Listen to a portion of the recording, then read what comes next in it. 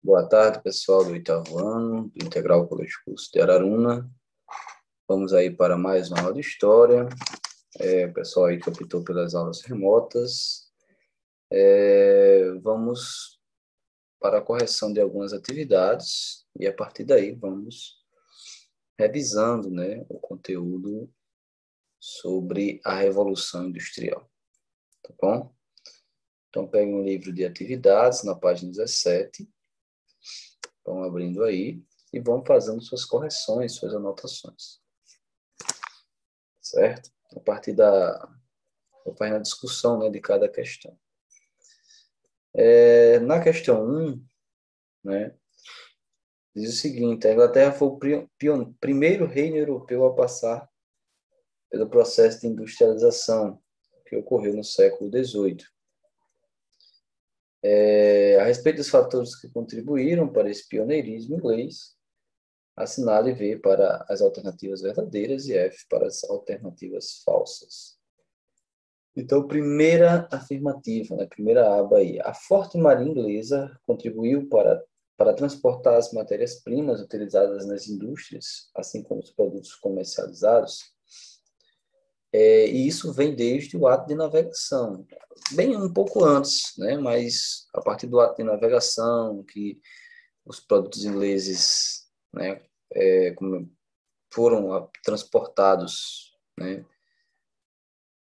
pela Marinha Inglesa, né, o investimento que se colocou nela foi muito grande, né, o acúmulo de capitais, além de ter possibilitado investimento na indústria, né, o que teve como ocorrência a Revolução Industrial, consequentemente fortaleceu a Marinha, tá certo?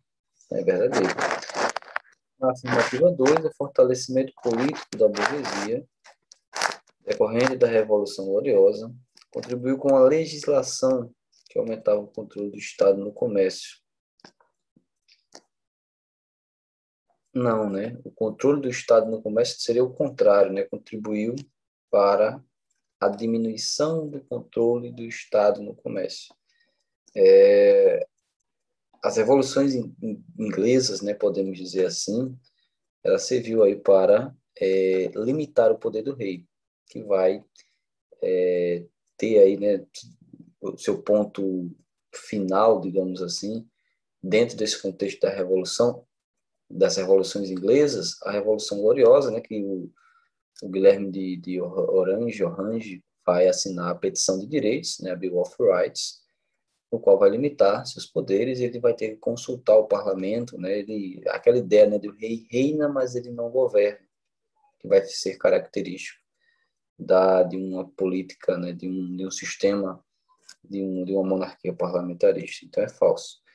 Afirmativa 3, a Inglaterra tinha abundante fonte de minas de carvão e de ferro, matérias-primas fundamentais para a industrialização. Já comentei isso com vocês, né? É um dos motivos que fez com que a Inglaterra fosse pioneira na Revolução Industrial. Afirmativa 4, a política de cercamentos de terras, que causou o êxodo rural, contribuiu para a grande disponibilidade de mão de obra barata nos centros urbanos. E eu sempre falo para vocês, né, que os cercamentos, né, que foi assinado aí pelo parlamento, né, e pelo rei da Inglaterra, ele causou, né, um êxodo rural muito forte, né, até porque os camponeses, eles viviam aos arredores, né, das grandes criações, né, digamos assim, de ovelha. E a partir dos cercamentos, cercaram as fronteiras, né, de cada propriedade, e esses camponeses foram expulsos. Aqueles que optaram por ficar, né, foram explorados pela aristocracia, pela nobreza. Aqueles que foram para a cidade viraram mão de obra e foram explorados, né? Mas, enfim, viraram mão de obra para essa indústria que estava surgindo na Inglaterra. Então, é verdadeiro. Última aba, né? O comércio da Inglaterra com o Oriente e as colônias de América gerou o capital necessário para investir na criação das indústrias, né? E a Inglaterra era muito forte, né? Era ela que comercializava as matérias, retirava matérias-primas da América, entregava produtos industrializados, né? Então, a Inglaterra tem muita força nesse sentido, não só na América, como também no Oriente. Então, é verdadeiro, né? É apenas a sequência, né? Eu ia dizer que apenas a afirmativa 2 é falsa, o resto é verdadeiro. Então, a sequência é VF, VV. Na questão 2, né, de que forma a introdução de maquinários no trabalho agrícola contribuiu para as mudanças sociais na Inglaterra do século XVIII? Então, de que forma esse maquinário vai contribuir para as mudanças sociais, né, a partir do século XVIII? E a gente pode pensar o quê? Na intensificação da produção de alimentos, né? Se tem uma produção maior de alimentos, vai gerar um crescimento populacional ainda maior, né? Vai aumentar as tecnologias, né? Vai acrescentar aí na urbanização, né, uma mudança na arquitetura, né, das cidades, né, na questão física, né? E também a mão de obra, né? Vai se ter aí uma quantidade de mão de obra disponível para os trabalhos nas minas de carvão, nas fábricas, tá? E vai gerar desemprego, né? Isso que eu acabei de falar, né? Vai gerar um aumento da mão de obra porque vai gerar desemprego, né? A partir do momento que as máquinas se desenvolvem, ela vai precisar menos da mão humana, né? Da interferência de um ser humano. Se eram 10 trabalhadores em uma máquina, agora vão ser 7, 6, 5, né? Vai só diminuindo porque a sua tecnologia ela vai melhorando, né? Vai avançando, certo? São algumas aí das informações que podemos citar com relação a essas mudanças a partir da modernização, né? Ou do avanço dessas máquinas, certo? Na questão 3, né, vocês vão fazer o seguinte, vão escrever um texto que diferencie cada uma das maneiras de produção representadas na imagem a seguir, né? É aquilo que eu sempre falo para vocês, na produção artesanal, o artesão estava ali, né? Sozinho, né? Com pouca ajuda, talvez um filho, né? Um ajudante, tá? Ele trabalhava numa produção simples, né? Ele que realizava todas as tarefas, tá? Já na produção manufatureira já existe, já vai existir aí uma divisão do trabalho, tá? Já é um pouco de uma produção industrial mais complexa, né? Já vai ter um pouco de divisão do trabalho, né? E claro, ainda podemos dizer que vai ser realizado ainda em uma oficina, né? Tá? Lembrando ali um pouco das corporações de ofício, tá? Mas enfim, um pouco mais avançado do que isso, já tem uma divisão do trabalho, já vai ter um mestre, já vai ter alguns ajudantes, né? Cada um vai fazer um tipo de serviço, né? Não vai ser só o artesão que vai fazer tudo aquilo, é um pouco mais complexo. E nas fábricas, né? A divisão desse trabalho vai ser ainda mais complexo, porque cada um vai fazer algo, tá? Vai ter a introdução de máquinas, vai ter um controle, né, do tempo, como a gente discutiu na aula, né, como vocês estão nas remotas, mas enfim, a gente discutiu na aula que tempo é dinheiro, né? Tem um livro de vocês, um livro didático que está falando sobre isso, tá? Na fábrica tudo é controlado, né? Equipamentos são controlados, né? O trabalhador ele é guiado pela fábrica, né? E claro, tem a questão do salário, enfim, mas com relação à questão de produção, né, de produção, é a máquina que vai controlar esse trabalhador, tá certo? Ele vai ser controlado aí pela produção em altíssimo, num estágio altíssimo, né, de velocidade. Já na página 19, né, na questão 4, observe as imagens da cidade de Sheffield, né, localizada no sul da Inglaterra, nos anos de 1819, né, e de 1885. Então, uma de 1819 e outra de 1885. Baseando-se na análise das imagens que representam a cidade de Sheffield, nos anos de 1819 e 1855, produza um texto que contém as principais transformações que ocorreram nas cidades inglesas no processo de industrialização. Então, vocês vão aí comentar, né? Vamos falar do aumento do número das indústrias, né? Da crescente urbanização, tá? Que essa industrialização ela vai alterar a paisagem da cidade, né? Vai ter mais poluição, né? Vai ser um ar mais cinzento, tá? Vai poluir rios, tá? Então, a partir dessa imagem, podemos citar, né, o que esse processo industrial vai causar na cidade, aumento populacional, né? São várias as transformações. Claro, se a gente for pensar aí na questão da família, né, aquilo que eu expliquei para vocês, vai mexer com a questão da família, vai gerar vícios, porque o trabalhador ele vai estar cansado, vai ter um dia de folga, o trabalhador vai trabalhar 16 horas por dia. Então, são várias situações, mas eu estou só, né,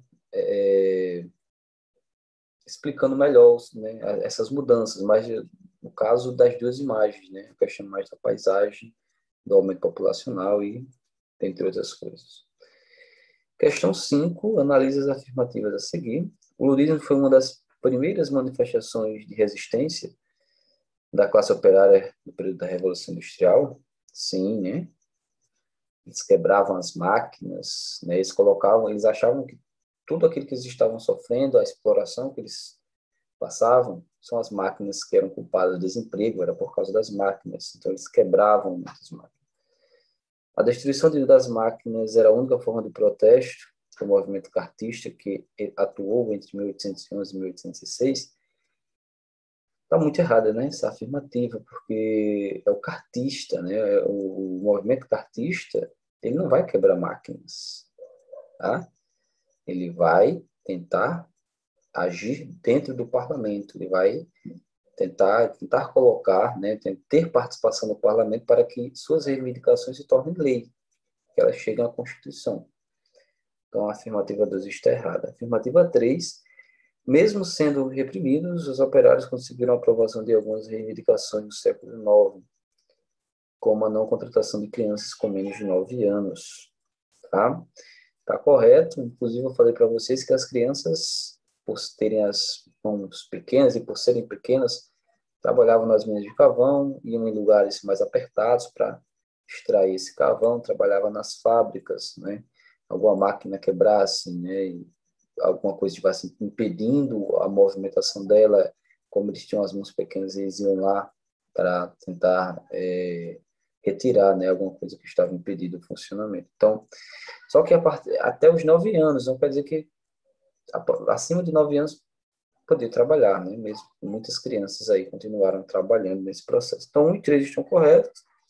Letra D, né? Apenas afirmativa 1 e 3 estão corretos. Questão 6, descreva o ambiente das fábricas no período da industrialização inglesa.